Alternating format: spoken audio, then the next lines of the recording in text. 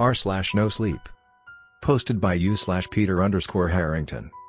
My GPS was hacked by malicious forces. Now I am stranded in the woods, and I am afraid there is no escape. My GPS was hacked by malicious forces. They are coming. I see the lights of their torches approaching, and I don't have much time left. Their demonic song chills me to the bone, and I am afraid of what will happen if they get their hands on me. If someone finds this note, tell Rachel that I am sorry I won't see her again. Tell my parents what happened too. Now I am stranded in the woods, and I am afraid there is no escape. Let me start from the beginning. I dropped Rachel back at home close to midnight. It was early fall, and the leaves were starting to change. As she left the passenger side of the car, a strong wind blew her hair across her face. "I had a lot of fun tonight," I said. "Yes." She smiled. "Tonight was really nice. See you next weekend?" I tapped my steering wheel in anticipation. "Of course. See you then." She closed the passenger door and blew me a kiss. We met by accident at a mutual friend's party and really hit it off. It had been a long time since I had been on a date. After 7 years of being with my high school sweetheart, I almost forgot how to talk to women. But Rachel seemed really lovely. Everything was practically perfect, except for the fact that she lived over an hour from where I lived. She lived in a weird part of the state I was unfamiliar with, and I had to drive through the woods and farmland to get to her small town. I didn't mind, though. I found the rural drive to be rather quaint. I had to travel through a complicated network of long winding roads to get there, finally arriving in the quaint small town where she lived. Tonight, we went to see one of our mutually favorite comedians. We had gone on several dates. Sometimes we hiked around near her small town, or sometimes I took her to the big city to party. We had a wonderful time, and even the long drive back to her house was not too bad since we talked the entire way. I watched her as she returned to her house. I sat there giddy with the anticipation of our next date. Okay. Only an hour to get home. I took out my GPS and typed in my home address. I looked at the clock and noticed that it was 12:45 a.m. "Jesus Christ," I said. I backed the car out of the driveway and followed the directions of the GPS. Everything about the drive was unfamiliar in the dark. In the daytime, I was practically useless without my GPS. But in the pitch-black darkness of night, I was totally reliant on it. If my phone were to lose battery, I would be stranded until morning. As I drove through the trees, each one seemed to look identical to the last. "Turn left in 2 miles," said the GPS. "Really?" I said. I took a left and continued down that road. It didn't seem the right turn to make, but I supposed I was clueless, and the GPS knew what it was doing. It looked like it the rest of the drive, so I didn't question the GPS. I continued for a while longer, traversing the complex twists and turns of the rural wooden roads. Driving at night was almost hypnotic. I enjoyed being alone with my thoughts as I went through the trees. After a while, I glanced down at the time and noticed that it was 1:30 in the morning. "What the hell?" I said. "I should be out of the woods and near civilization by now." I pulled the car over to look at my map. I wondered if I had put in the wrong address, but I saw that the destination was still my home. The map said that I had about 45 minutes until I was back. I put my phone back and concluded that the GPS must have taken me a different way. I was mildly annoyed at the extension of my journey but continued driving in the direction that the GPS took me. I felt further from civilization now than I had ever been before. There were no houses and no lights. It was just me and my car, alone on the dark roads at night. In front of me, all I saw was a short stretch of road and the trees. As I drove, it seemed like these twists and turns would continue endlessly. 15 minutes passed, and my destination still was 45 minutes away. 30 minutes passed, and I was still no closer to civilization.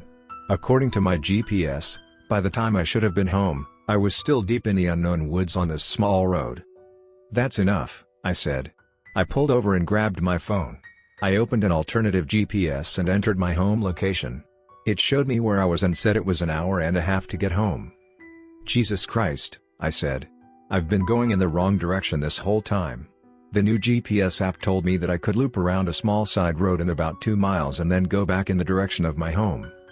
I continued forward into the night. When I had arrived at the loop, I turned into a small dirt road. It was supposed to loop around and cut back the other direction, but as I continued to drive forward, it became apparent that the road was straight and not curved. "That's it," I said. Whatever was going on with my phone, I knew that it was simply not working. There was one bar of service, So I decided the best thing I could do was call Rachel or one of my parents so maybe they could help find me. I clicked on my phone app, but it wouldn't open. Every time I clicked the little green icon, the phone screen glitched and returned to normal. I then tried to open my text app. The same thing happened. One by one, I clicked on app icons to try to open them, but I was met with the same thing. Nothing. I reset my phone to no avail. I concluded that my phone was busted. I decided to try my best to retrace my steps, and worse, I could sleep for a few hours until I hit daylight. I tried to turn around on the dirt road but realized there was a problem. The road was too small to complete a 3-point turn, and the trees were too close to the road for me to pull off to the side. I knew that my only options were to drive in reverse on a dangerous dark street or drive forward until I found an appropriate place to turn around. I decided to continue forward. I pressed forward into the night with the road becoming increasingly narrow. It seemed like there was nowhere for miles where I could turn around, and there were no driveways or even a sign of life. I began to breathe heavily. "Calm down," I said. I pulled the car into reverse and started to back slowly down the mountain road. I decided that my last resort was hitting reverse until I got back to the previous route. It was treacherous, but I knew that that was the best option. I checked and saw that my gas was starting to deplete. I had a good quarter tank, but I was nervous that I would run out and become stranded.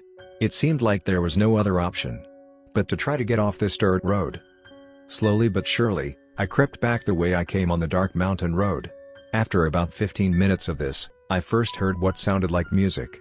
Initially, I thought it was a distant animal or river. But I soon was able to make out the sound of drums and horns. It sounded like a demonic march, with elements of atonal harmony all held together by a standard rhythm.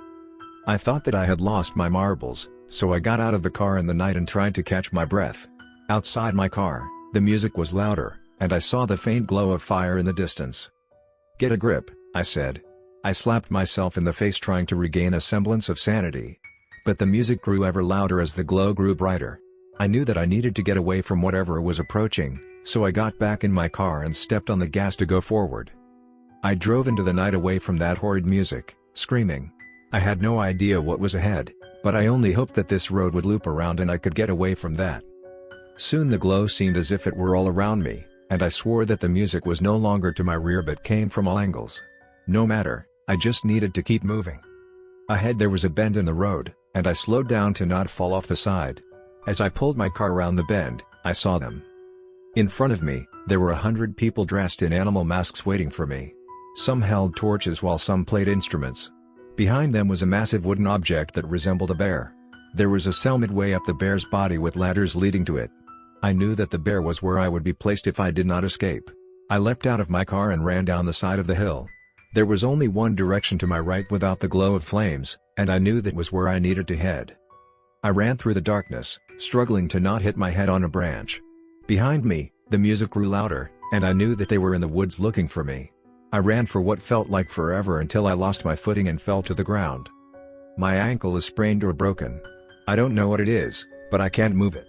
There is no way I will escape, but I am writing this letter hoping that somebody will find it and share it with others. Please tell my parents and siblings I love them. Tell Rachel that I wish things could have gone differently.